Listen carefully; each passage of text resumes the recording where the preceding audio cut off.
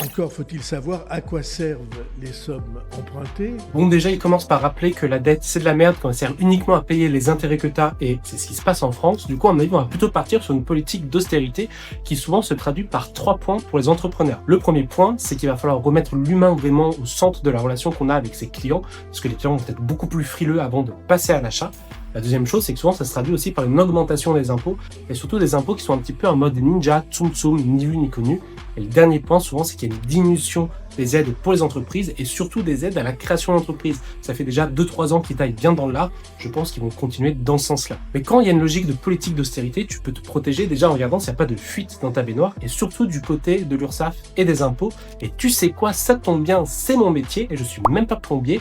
Donc du coup, je pense que si tu veux pas de fuite inopinée dans ton entreprise, ça peut être le bon moment pour s'abonner, surtout que demain, on continue de faire l'analyse du discours de notre très cher François. Du coup, abonne-toi, c'était Julien Pisca, la bise!